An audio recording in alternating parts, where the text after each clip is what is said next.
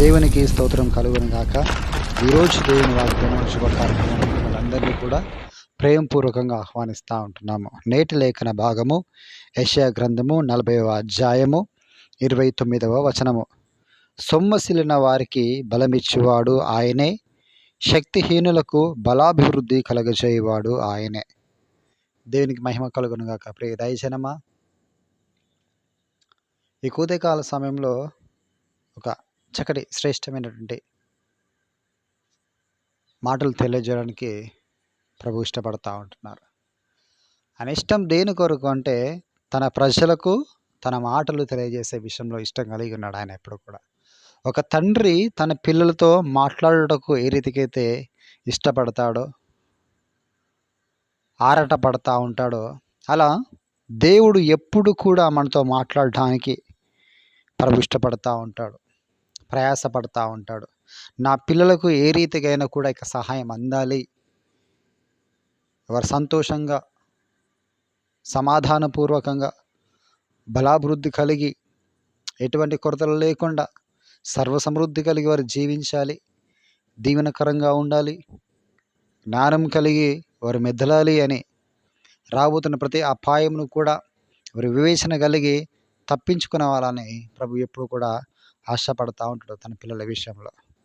అయితే అదే రీతిగా ఈరోజు దేవుడు మనతో మాట్లాడుతూ ఉన్నాడు.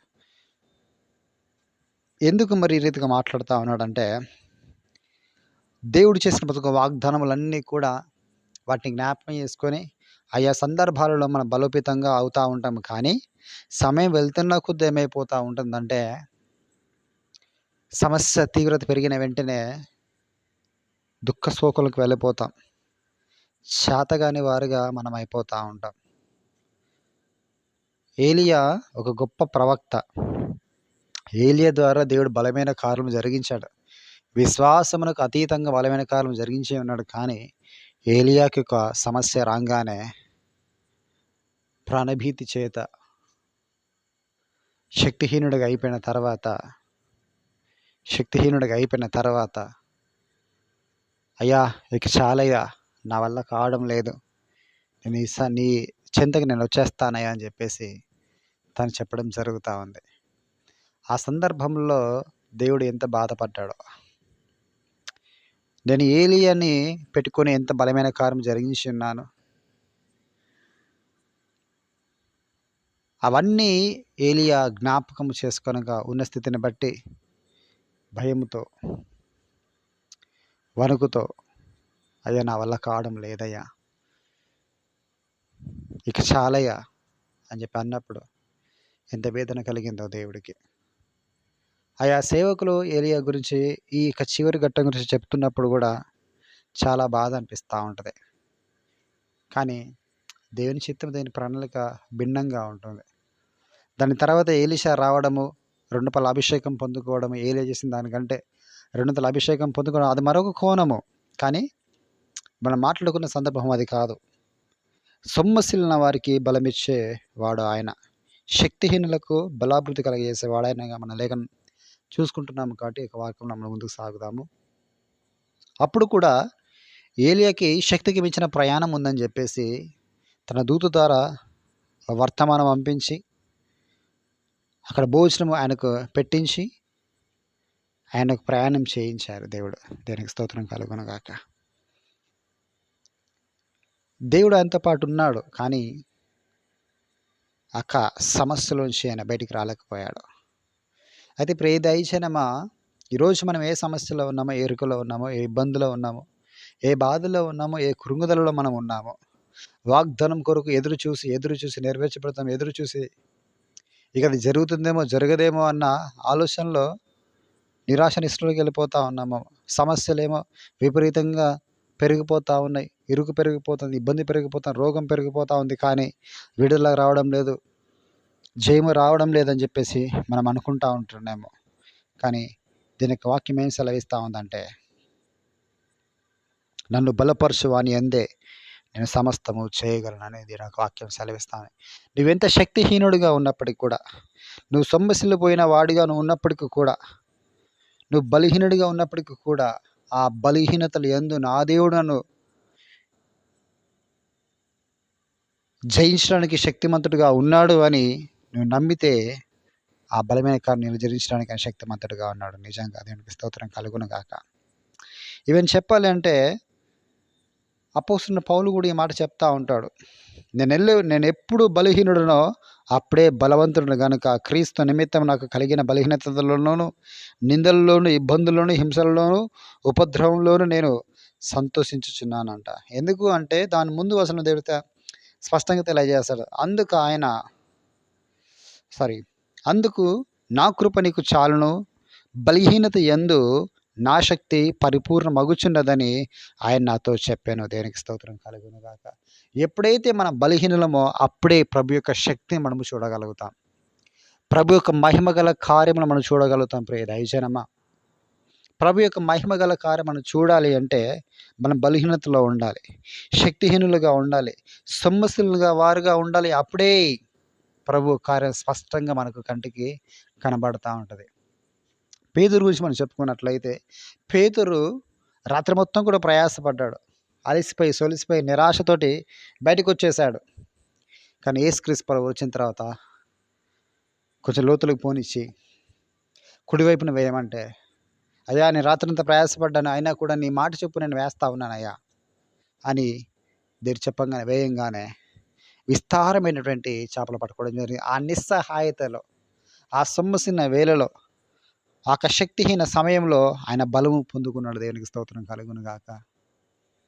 బలం పొందుకున్న శక్తిహీనతలో బలం పొందుకున్నాడు ఆయన. సొమ్మసిల్లిన వేళలో బలమైన కారం పొందుకున్నాడు దేవుని ద్వారా. దేవునికి మహిమ కలుగును గాక.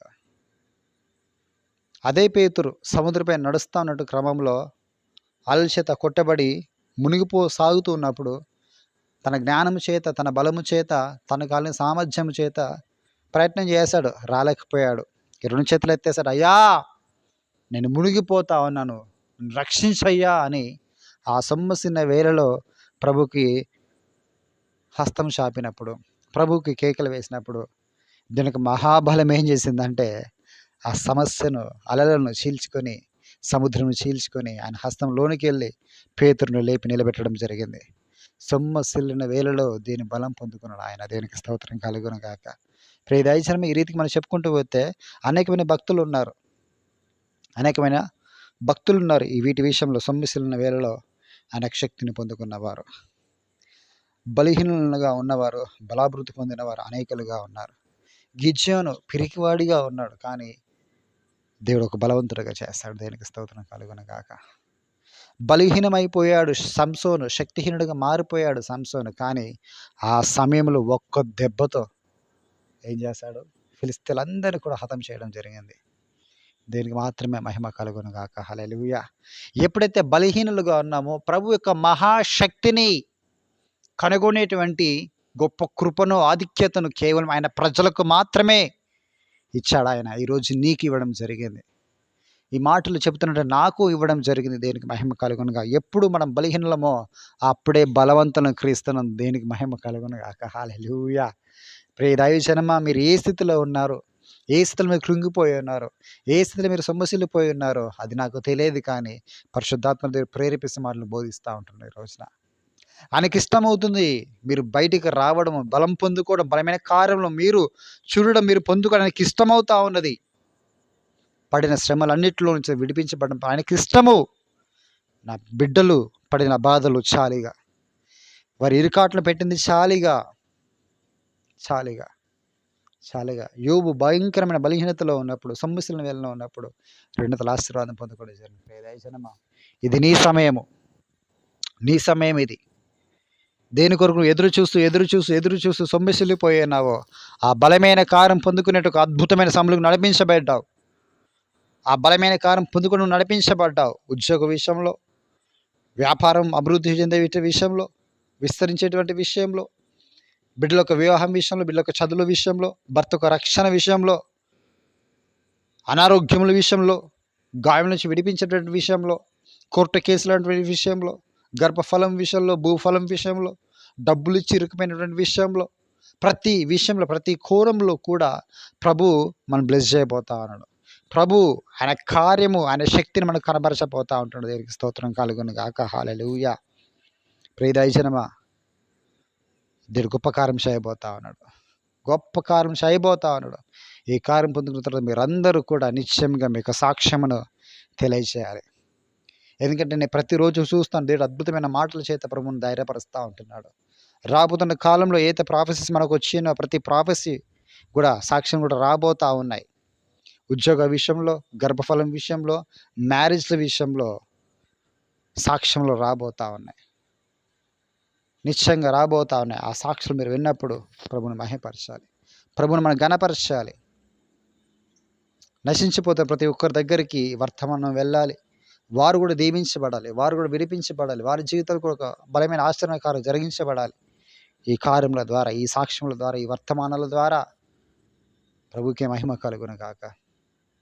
దేవునికి స్తోత్రం కలుగును. అయితే ఈరోజు నువ్వు దిగులు పడకు, జడియకు.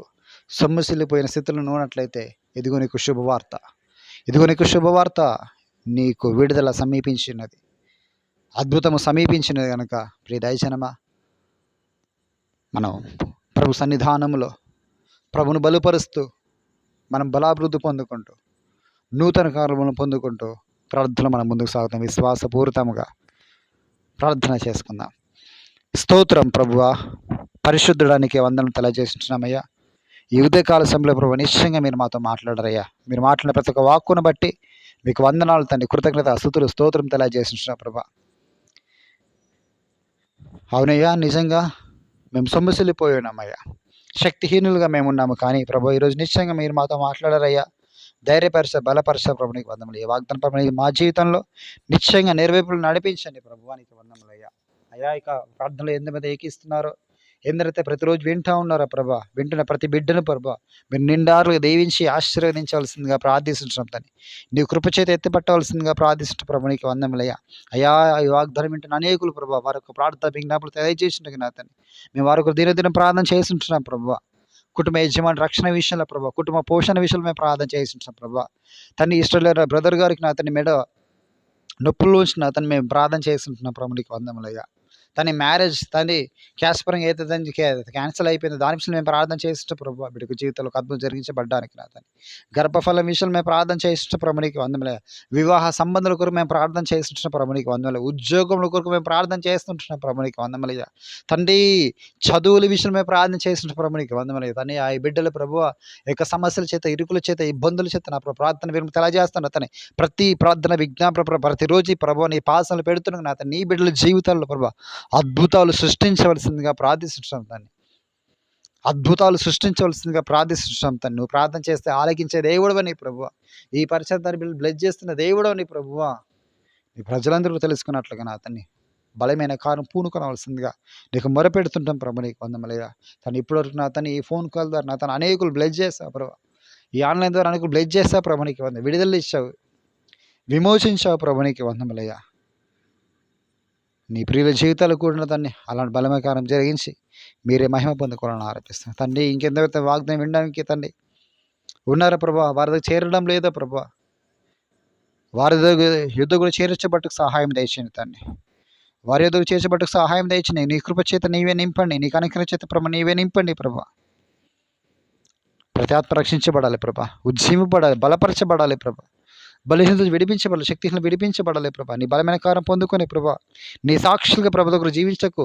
నీవు కృపచేత నీవే నింపి పరిశ్రమలు ఎత్తిపట్టవలసిందిగా ప్రార్థనలు చేస్తూ సమస్తం హస్తాలకి అప్పచెప్పుకుంటూ యేసు క్రీస్తు వారి పేరిట అడిగి వేడుకొనిచున్నాము పరమ తండ్రి, ఆమెన్. దేవుడికి వాగ్దానం నిశ్చయంగా మన అందరి జీవితాల్లో నెరవేర్చబడును గాక.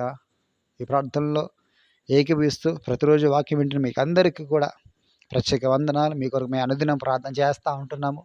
ఇంకను మీకు ప్రార్థన విజ్ఞాపనలు ఉన్నట్లయితే అది మాకు తెలియజేయండి. దాని విషయంలో కూడా మేము ప్రత్యేకంగా ప్రార్థన చేస్తూ ఉంటాము.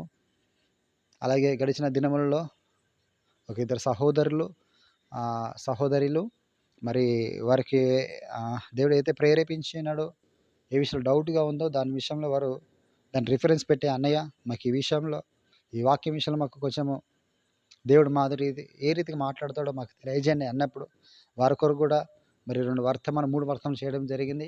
ఇంకా అలాంటి ఆసక్తి మీలో ఉన్నట్లయితే ప్రభువుడు మీతో మాట్లాడినైతే ఏదైనా లేఖనం ద్వారా ఆ విషయం కూడా మాకు తెలియజేస్తే దాని విషయంలో కూడా ఇంకొక ప్రత్యేకమైన ఒక వర్తమానం చేసి అందించడానికి కూడా మేము సిద్ధంగా ఉన్నాము. కొన్ని కొన్ని సందర్భాలలో మీరు చెప్పిన తర్వాత మాకు చేయడానికి కొద్దిగా ఆలస్యం అవుతా ఉంటది. ఎందుకంటే ఇక్కడ మాకు లోకల్ కూడా కొన్ని ప్రార్థనలుంటాయి కాబట్టి, అది చూసుకుంటూ ఇది చేయాలి కాబట్టి దానికి సమయం పట్టుద్ది. ఒక్కోసారి ముందుగా రావచ్చు, వెనుకకు రావచ్చు. కానీ నిశ్చయంగా మీకు కావాల్సిన వర్తమానము నిశ్చయంగా మీ దగ్గరికి వస్తుంది. మా కొరకు ప్రార్థన చేయండి. మా పరిచర్య కొరకు ప్రార్థన చేయండి.